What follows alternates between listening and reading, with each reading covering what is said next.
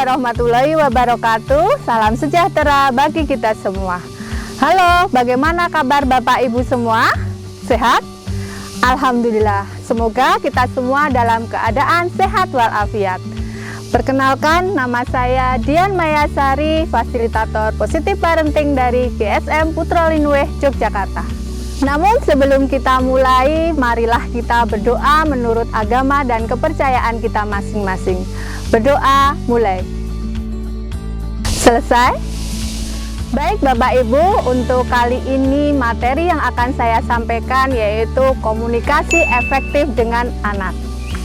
Tujuannya agar orang tua memahami tentang hambatan-hambatan komunikasi dengan anak. Dan orang tua mendapatkan kesadaran pentingnya menemukan cara untuk komunikasi efektif dengan anak usia 6-14 tahun. Mengasuh dan mendidik anak usia 6-14 tahun seringkali muncul konflik yang terjadi dalam keluarga. Konflik tersebut muncul karena adanya hambatan komunikasi antara orang tua dengan anak. Pesan orang tua tidak dapat diterima oleh anak. Begitu pula sebaliknya, pesan anak tidak bisa dipahami oleh orang tua. Komunikasi adalah keterampilan, bukan sekedar bakat atau sifat bawaan yang kita miliki. Maksudnya adalah sesuatu yang bisa dipelajari. Nah, keterampilan dasar dari komunikasi adalah keterampilan berbicara dan mendengarkan. Mengenai apa saja yang menjadi hambatan dalam komunikasi antara orang tua dengan anak. Beberapa di antaranya, yang pertama yaitu dari sisi anak. Anak perlu waktu memahami pesan karena otak anak masih berkembang.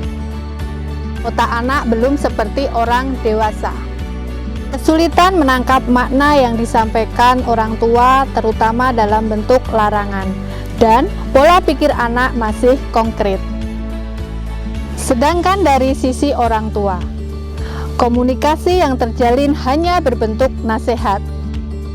Orang tua hanya mau didengar. Orang tua mengulang arahan tetapi dengan kalimat yang sama, namun dengan nada yang lebih keras dan emosi. Situasi dan kondisi tidak mendukung, serta tidak ada cek pemahaman. Nah, hambatan-hambatan tadi bisa kita atasi dengan berbagai cara. Yang pertama, dapatkan perhatian anak.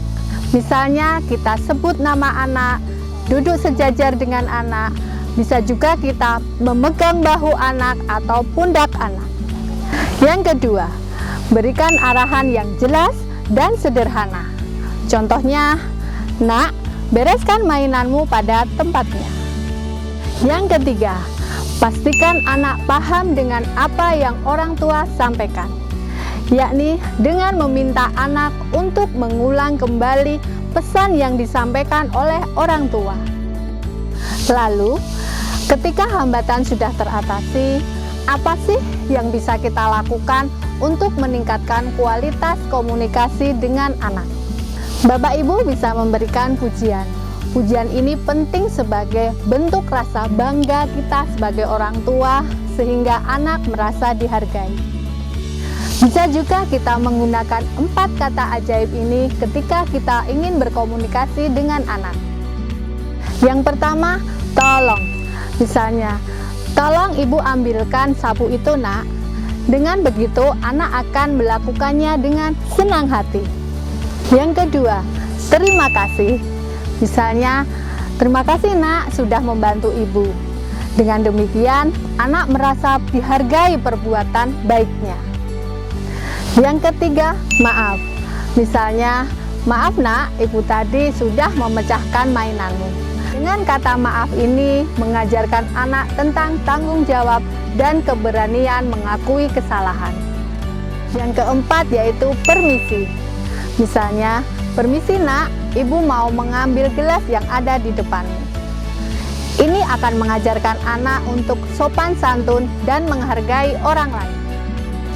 Baik Bapak Ibu, pembelajaran hari ini telah usai.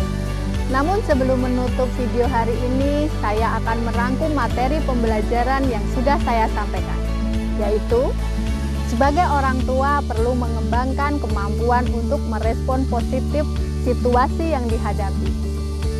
Respon positif itu akan meningkatkan kualitas hubungan antara orang tua dengan anak, yang pada akhirnya ketika anak menghadapi masalah, mereka akan lari kepada kita sebagai orang tuanya untuk mendapatkan dukungan. Kemudian pesan kunci terkait materi hari ini yang harus Bapak Ibu ingat adalah: yang pertama, otak anak belum berkembang secara optimal, yang berdampak pada proses dalam menerima pesan membutuhkan waktu. Yang kedua, menyampaikan perasaan orang tua kepada anak atas apa yang dilakukan anak akan melatih anak untuk memahami dampak yang dilakukannya.